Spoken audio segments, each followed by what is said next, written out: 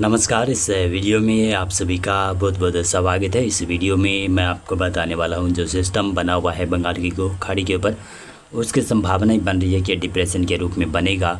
और ये भी संभावनाएं जताई जा रही है कि बंगाल की खाड़ी में अक्टूबर माह के पहले सप्ताह में भी एक भीषण चक्रवाती सिस्टम बन सकता है। उसके बारे में भी थोड़ी सी चर्चा करेंगे और थोड़ा सा उत्तर भारत के बारे में भी चर्चा करेंगे कि 5, 6, 7 अक्टूबर के दौरान क्या बरसात होने वाली है। लेकिन उससे पहले जो भी भाई बरसात बता रहे हैं ना 30 सितंबर और 1, 2, 3 अक्टूबर को, वो बरसात की संभावनाएं बहुत ही कम नज़र आ रही है भाई साहब। आज मानसून ने काफ़ी पीछे हटा है। मानसून काफ़ी प्रगति कर रही है। मानसून लगभग पंजाब, हरियाणा, राजस्थान के लगभग समूचे इलाके, गुजरात के पश्चिमी भागों में, पश्चिमी उत्तर प्रदेश और जम्मू कश्मीर से पीछे हट गया है मानसून। ऐसा लग रहा है कि आने वाले 2-3 दिनों में मानसून लगभग पूरे उत्तर भारत से गायब हो जाएगा। केवल पूर्वी उत्तर प्रदेश और मध्य प्रदेश में और गुजरात के दक्षिणी पूर्वी इलाकों में बना रहेगा।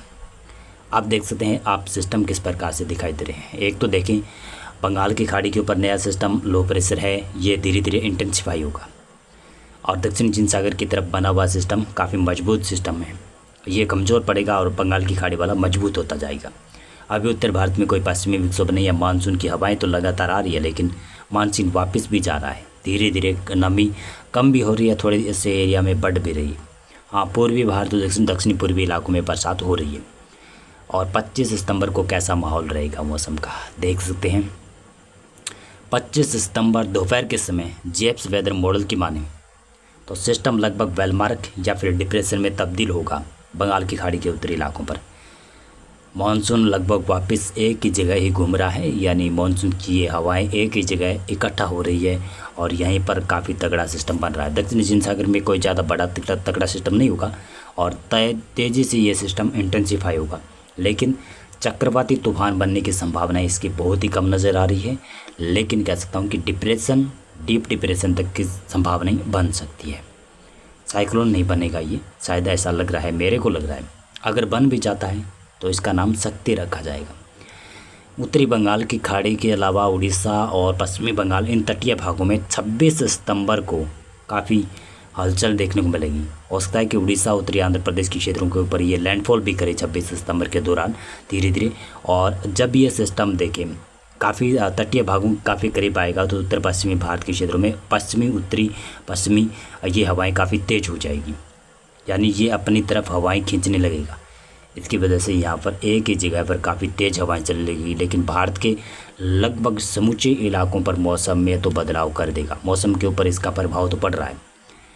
27 सितंबर को दोपहर के समय क्या हालात रहेंगे, लगभग ऐसा लग रहा है बंगाल की खाड़ी में बड़ा सिस्टम डिप्रेशन या डीप डिप्रेशन बनकर उत्तरी आंध्र प्रदेश या फिर दक्षिणी उड़ीसा के आसपास ये लैंडफॉल करते हुए भारत के अंदरूनी इलाकों में महाराष्ट्र, तेलंगाना की तरफ बढ़ने लगेगा। इसका प्रभाव देखेंगे बिहार में कम पड़ेगा भाई साहब। बिहार, झारखंड, पश्चिम बंगाल में बरसात हो सकती है, लेकिन बिहार में कम चांसेस हैं। और छत्तीसगढ़, उड़ीसा और तेलंगाना और उत्तरी आंध्र प्रदेश और उत्तरी कर्नाटक में बहुत भारी बरसात की गतिविधियाँ 27 सितंबर से ही शुरू हो जाएगी और 28 और 29 सितंबर के दौरान कई जगहों पर भारी बरसात। महाराष्ट्र में भी तबाही वाली बरसात अब आने वाली है। लगभग 3-4 दिनों के बाद में महाराष्ट्र में काफ़ी ज़्यादा तबाही मचाने वाला सिस्टम आ रहा है। लेकिन इसके बाद में देखें, ये दक्षिणी चीन सागर के ऊपर सिस्टम बना हुआ है। ये सिस्टम काफ़ी एक्टिव है, एक्टिव होगा, धीरे धीरे एक्टिव होता होता ये सिस्टम बंगाल की खाड़ी में आएगा। फिर तुरंत ये इंटेंसिफाई यहाँ पर बंगाल की खाड़ी में भी होगा 3-4 दिनों के बाद में। वैसे 1-2 अक्टूबर या 3 अक्टूबर के दौरान ये इंटेंसिफाई होगा और ये वैसे पूर्वी भारत के ऊपर लैंड रीजन के ऊपर से ही गुजरने वाला है। पूर्वी फिर मध्य भारत की तरफ आ सकता है, लेकिन ये तो काफ़ी दिनों की दूर की बात है। लेकिन अभी बना हुआ सिस्टम है ना, इसके बारे में पहले मैं बता देता हूँ। 28 सितंबर को दोपहर के समय इस प्रकार का माहौल रहेगा। लगभग सिस्टम महाराष्ट्र के आसपास पहुँच जाएगा और प्रभाव लगभग मध्य भारत के ऊपर पड़ने लगेगा। और दक्षिणी चीन सागर के ऊपर बना हुआ सिस्टम काफ़ी मजबूत है, वो धीरे धीरे कर लैंडफॉल करने के बाद में आगे बढ़ता हुआ आएगा। और 29 सितंबर का माहौल क्या है, 29 सितंबर लगभग महाराष्ट्र, तेलंगाना, राज्य में आंध्र प्रदेश के क्षेत्रों में बरसात की संभावना है। उड़ीसा, छत्तीसगढ़ में बरसात, यहाँ पर सिस्टम कमज़ोर होगा, धीरे धीरे डिप्रेशन, लो प्रेशर में तब्दील होने लगेगा। और 30 सितंबर का माहौल ये है, उत्तर भारत में थोड़ी सी ट्रफ लाइन तो बन रही है, लेकिन बरसात के ज़्यादा चांसेस नहीं है भाई साहब। पूर्वी हवाएं ज़रूर सभी इलाकों में चलने लगेगी 30 सितंबर से 1-2 अक्टूबर के दौरान, लेकिन बरसात की संभावना केवल मध्य पूर्वी इलाकों में ही दिखाई दे रही है।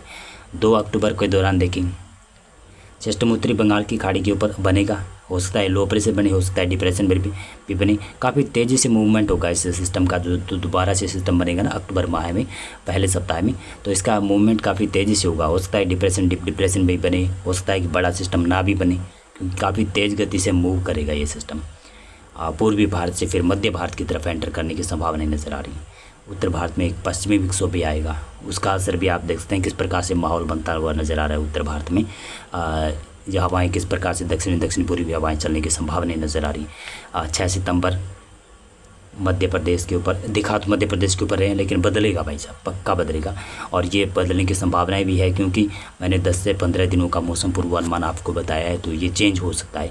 लेकिन जो पहला सिस्टम बताया ना, उसमें ज़्यादा बदलाव नहीं होने वाला है।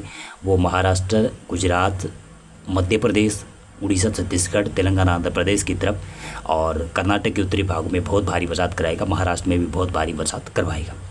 मौसम पूर्वानुमान और मौसम अपडेट में अभी बस इतना था। बहुत बहुत धन्यवाद।